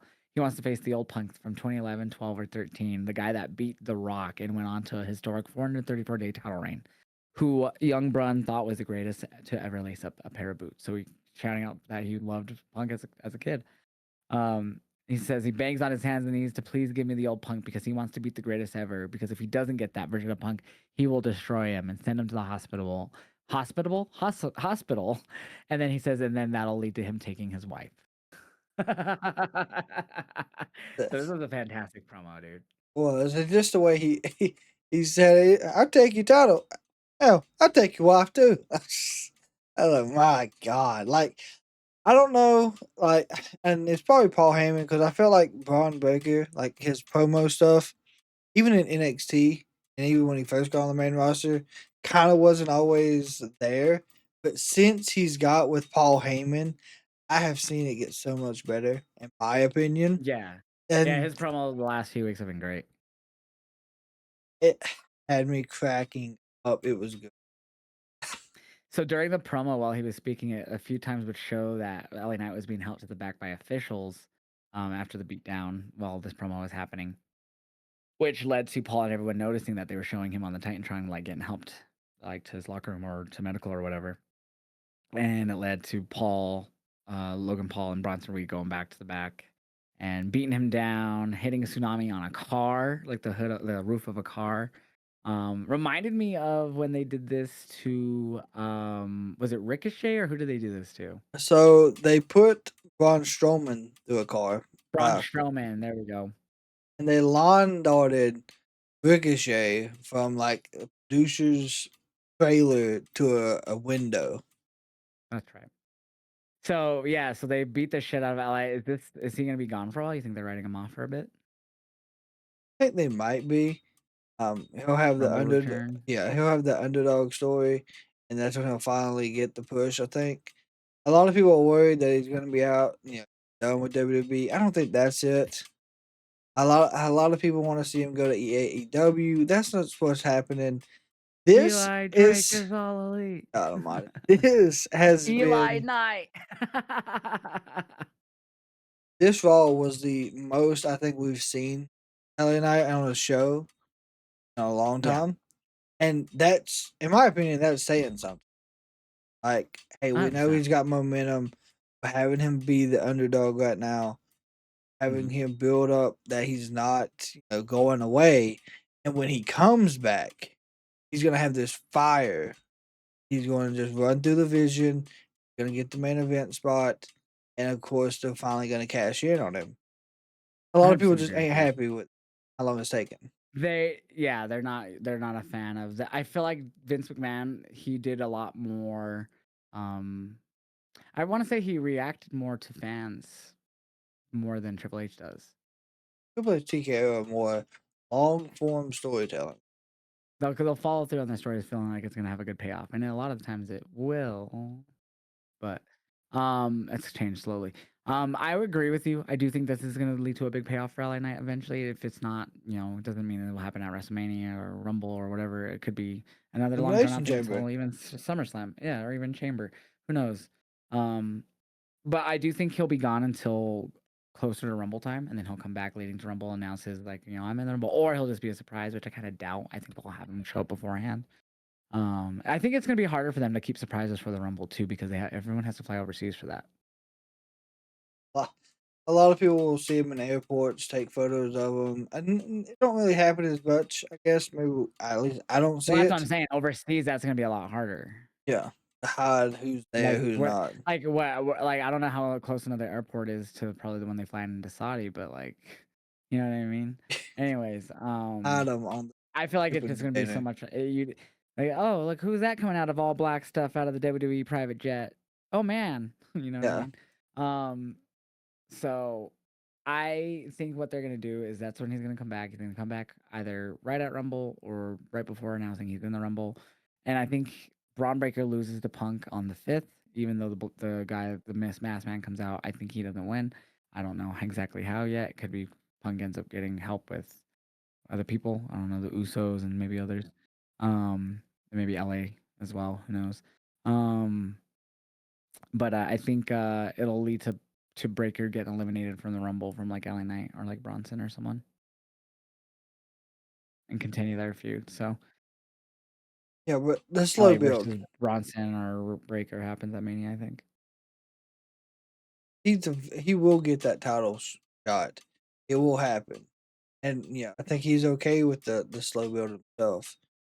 Just they've got to understand. Like I think a lot of people were spoiled with the happening now. Speed line it, make it happen. Want it? We want I the don't think Vince did it a lot, but he did it more frequently than Hunter. yes. It's. I like the slow build. I do. But with Hunter, when he does do stuff that happen quicker, the doesn't pay off well. So, but yeah, so that was Raw. Solid show. I thought it was like a 3.5 out of 5. It was still not as like a great show, but it wasn't bad. It was not bad, but I mean, for me, still the week, still Dynamite. So NXT is the last show we're gonna talk about. I didn't watch TNA personally. I I usually didn't don't watch either. it. So NXT, we started off with Oba Femi came out, talked about winning the title. Whoa, my fucking boom arm just screamed at me. Did you hear that? I Holy did. It shit. wasn't as That loud was as mine that loud. night, but yeah.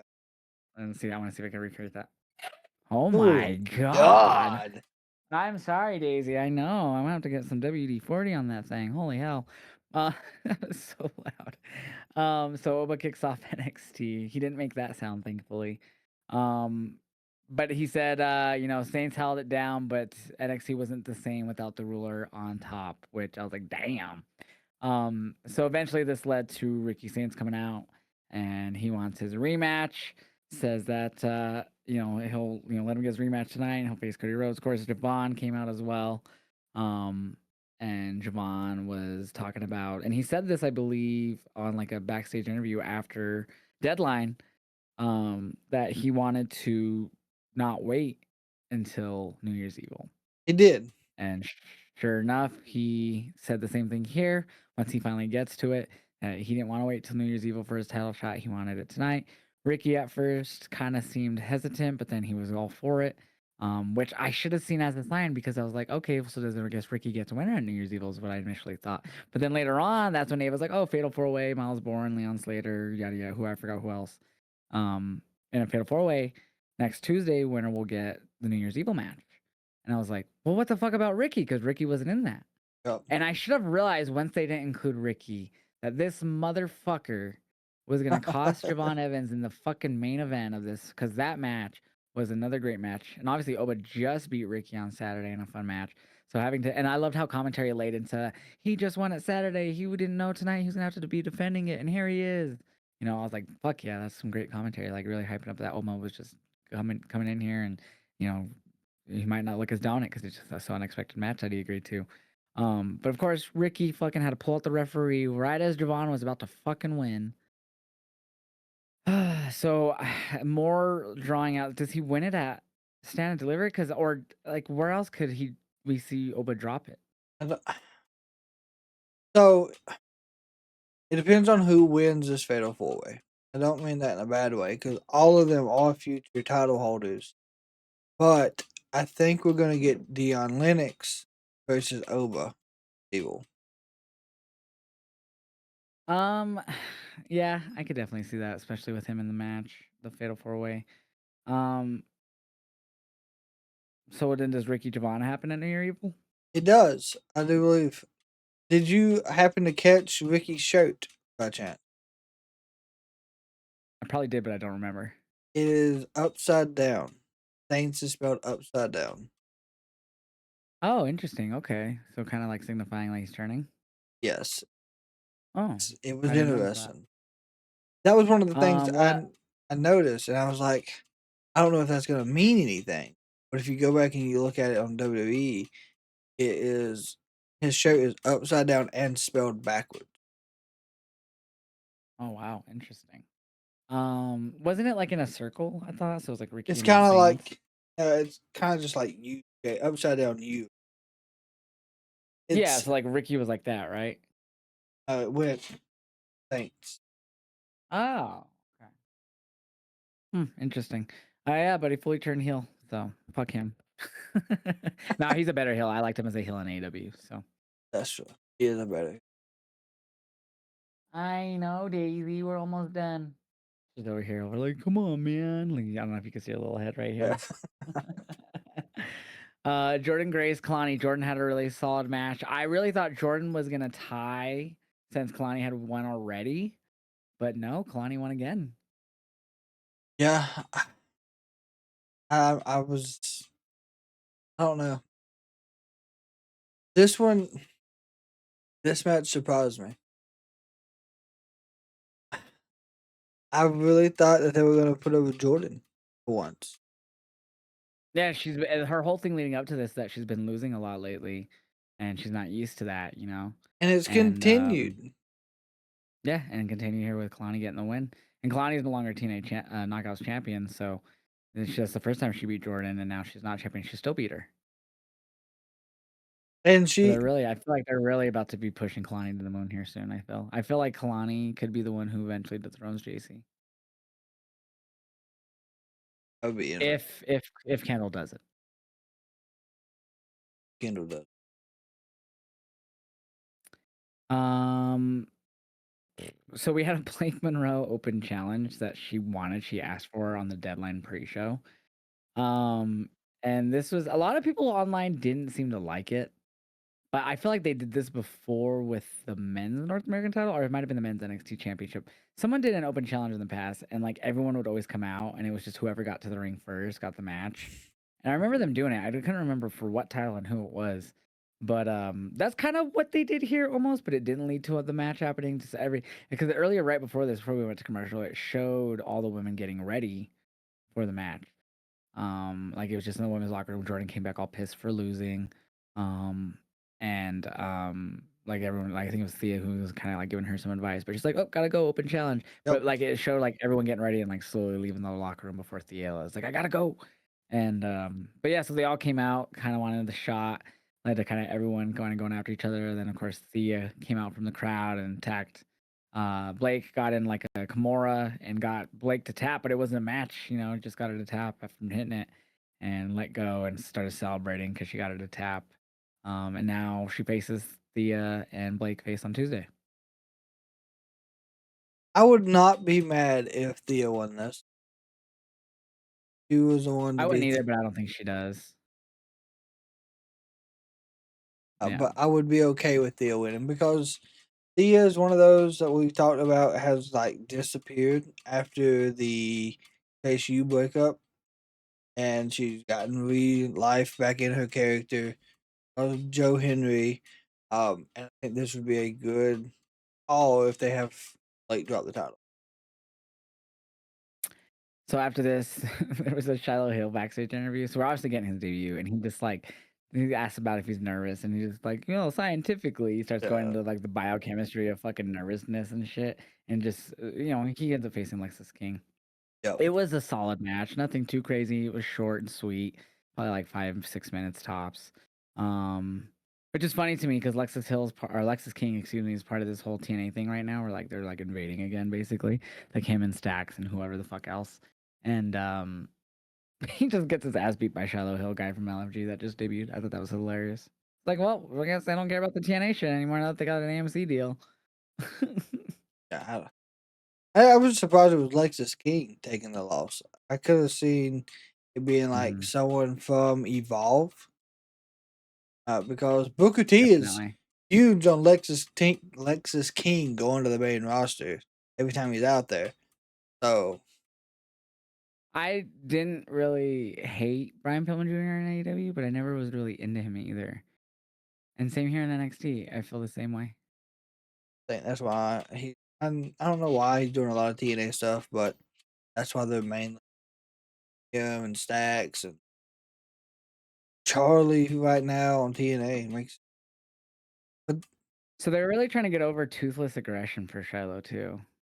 yeah, because by God, he takes that tooth out. It's a different character. Yeah, so he had like a mouth guard with like a tooth like in place. I noticed like after the match because he like took it out and then he like won and then he went to put it back in. He like put it in his tights or whatever. And he went put it back in. The tooth was missing. It was just clear. Yeah. It That fell was out. funny. Yeah.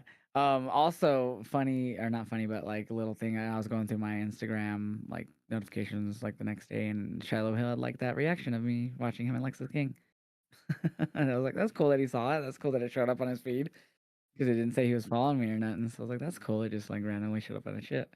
Um, yeah. So Well, his what? finisher is a modified neck break. That his like solidified finisher?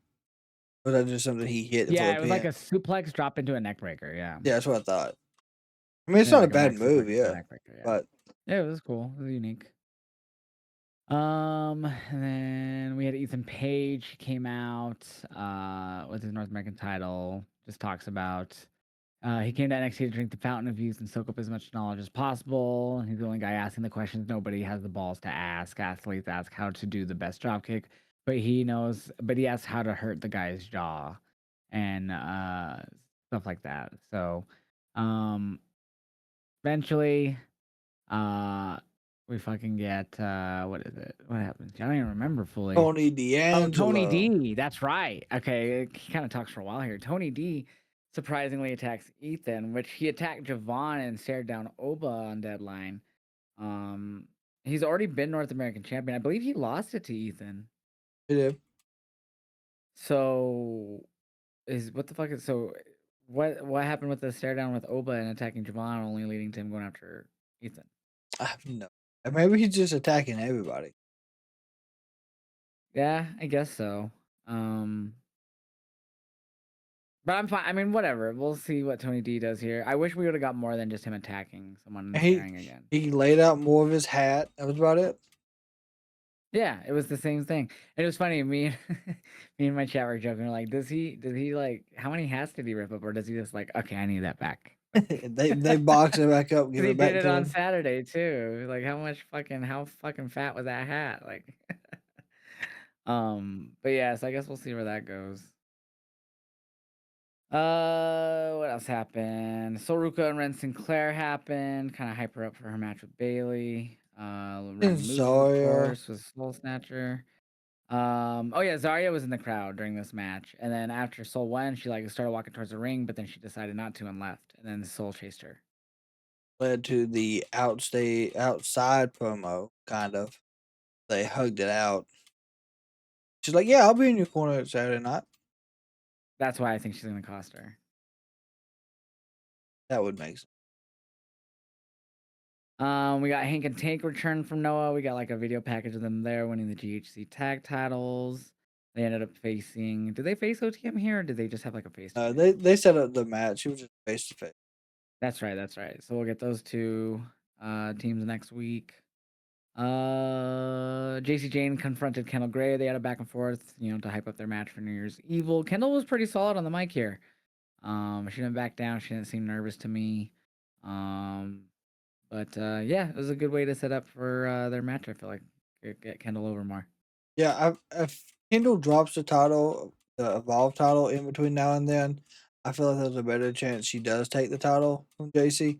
But we have seen a lot of people, a lot of WWE double belts. So there is that possibility as well. Yeah, definitely. Oh yeah. Blake Monroe went up to Ava backstage sobbing about the open challenge and was like, "It was your idea and a terrible idea," even though it was Blake's idea. And Ava basically pointed that out. Um, but yeah, so then she's like, "All right, no more Blake Monroe open challenges." She's like, "Thank you." He's all happy, but she did set up Thea and her for next week.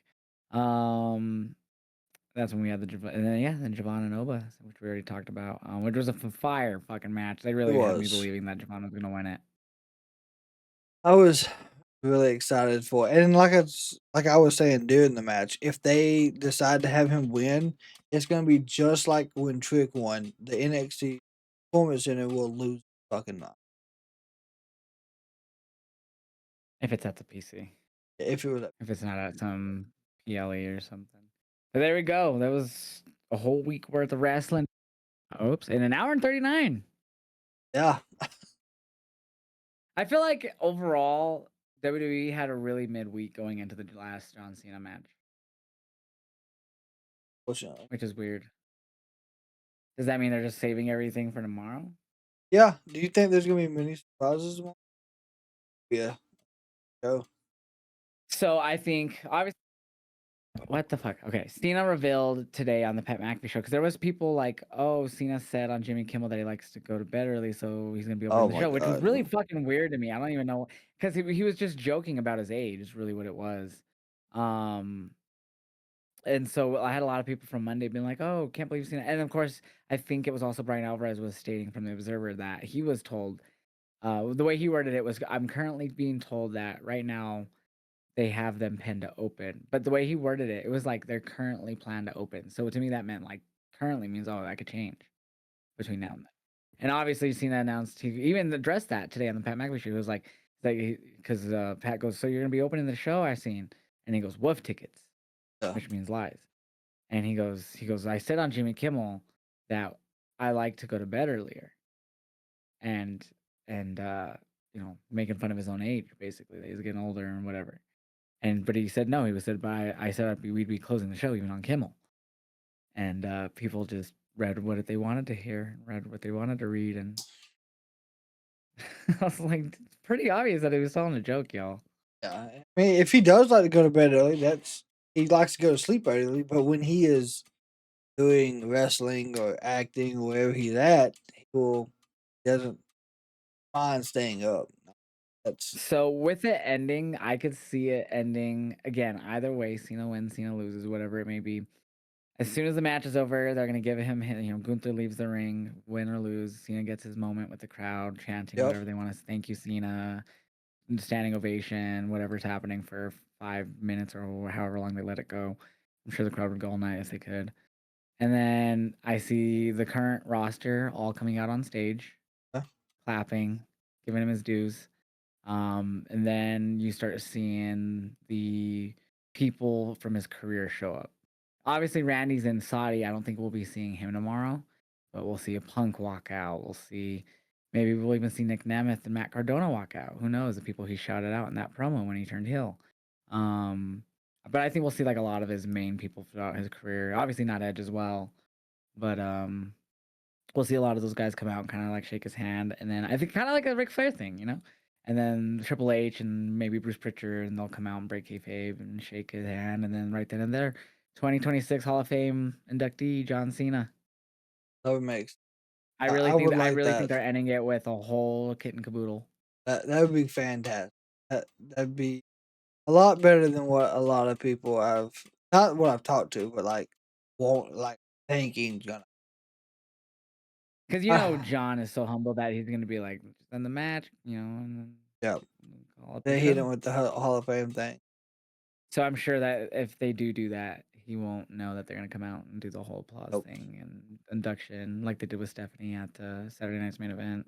They had Taker come out, interview her, and well, you're my pleasure to put you in the Hall of Fame. So kind of similar. They're gonna surprise him for sure.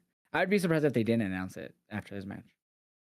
Have you So seen the chaos that people want to see? Seen some of that or no? I don't know. I don't think so. So I've had a few people in I guess in my chat for some reason they are speculating that I even hate to talk about it because I hate it out there that the Rock show up. Oh yeah, I've had people speculate about that in my chat. I just don't even I want. don't. I wouldn't be against it because obviously he was a big part of John Cena's career.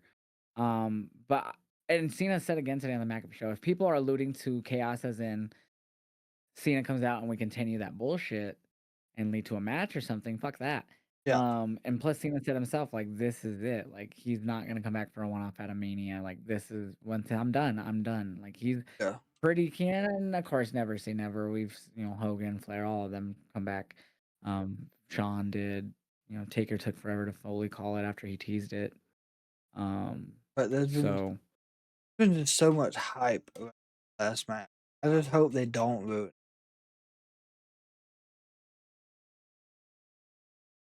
Hello? okay, you're good now. Okay. I don't know what happened. Uh, There's so much hype, and then that's a recut. so I said there's so much hype. I just hope they don't ruin it at all. Yeah. Because, they could be like, hey, like, we know this is the last one, but The Rock's going to come out here and I got your soul, pal. We got one more match. Nah, fuck, God, no. Don't do any of that. Well, and then Cena earlier this week also did this Chris Van Vliet interview, and he was asked about and he did say plans were changed, and he was asked about doing the heel turn, and he did it, and then he was asked if basically if they changed back to because like The Rock and Travis Scott, it just like they didn't pan out, and Rock was like, or Cena was like, who cares? Like he totally didn't want to answer the question. Yeah. Who cares about what coulda, shoulda been, or could have happened, and just went on his media trained answer. I just want the people to have a good show, yada yada yada, all that shit. Um, so obviously, it's been said by all of the dirt sheets that are usually pretty accurate. Pretty much all saying the same thing. Plans changed, and that's why we got what we did with Cody and Cena at SummerSlam, and why Cena buried the whole using a rapper thing and shit like that. And Logan Paul alluded to earlier this week as well on his podcast that what he had heard was that obviously Travis Scott had been training with Booker T.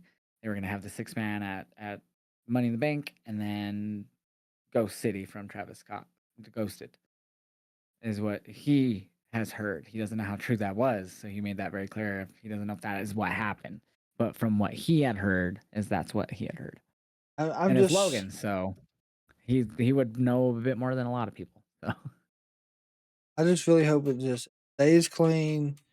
Gunther wins, Gunther wins. Cena wins, Cena wins.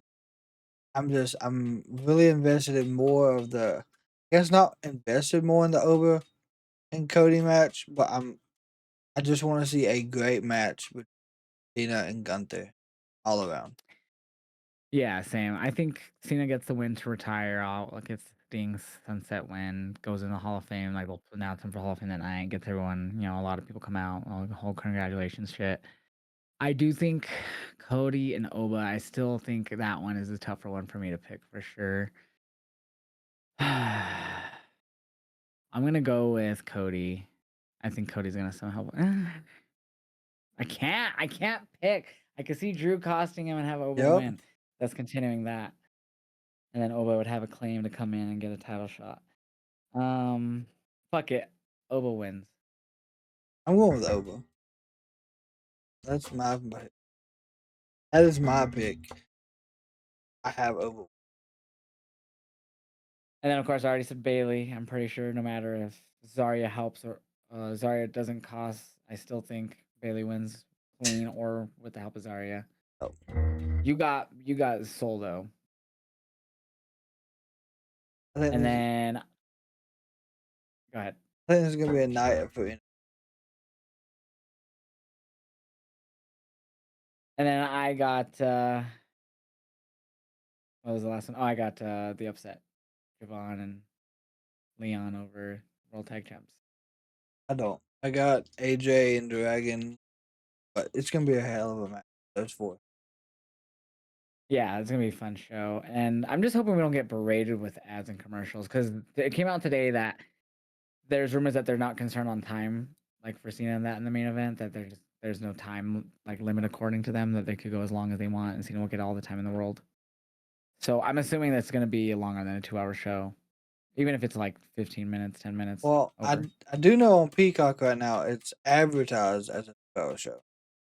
You look at Peacock ahead of time, 8 Yeah, p.m. but those two are never hours. accurate. It Yeah. always says that shit. Like it'll have Rumble listed for like a 4 hour show, then it goes like 3.5.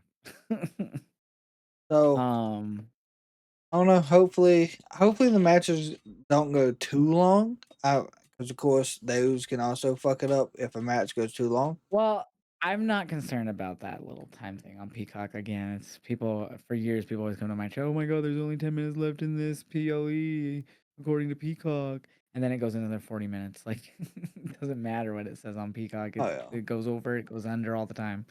Um, so yeah, I am not concerned about them doing the Goldberg and cutting him off. And That was NBC, like you said last time. yeah, they were on NBC. That's what cut it off. Which is funny because it even cut it off on Peacock. You think they would just have a whole different feed for that, but yeah. Um. So yeah. So that's my predictions. I hope it's a good show. I will be live reacting to it. As will you. Where can people find you outside of the podcast They can find me to watch you live on react? Twitch, Kick, and TikTok for all live reactions. Of course, Facebook and Instagram for other wrestling. This girl's like, you ending? Let's go. Let's go. I need a pee. Uh. You guys can find me, Josh Vibes Up, on Twitch, Kick, YouTube, and TikTok Live. I react on mostly those 4 platforms, Twitch and YouTube being kind of my home bases. And then you guys can follow me on Instagram, Twitter, TikTok. I post reactions to usually those three, mainly the TikTok and Instagram ones. But Josh Vibes Up everywhere. And yeah, so that's your week in wrestling. Pretty mid up to outside of AEW. Oh, But yeah, we got a big show tomorrow, and I'm hoping for a good show. I am too. Collision's gonna be great, I got it. and Saturday night's gonna be. All right, we'll catch you guys next time. I'm not sure if that's tomorrow or Monday, probably or Tuesday actually. But I think Tuesday would be better. We'll do Yeah. Tuesday. All right, catch you guys. Bye. Yeah.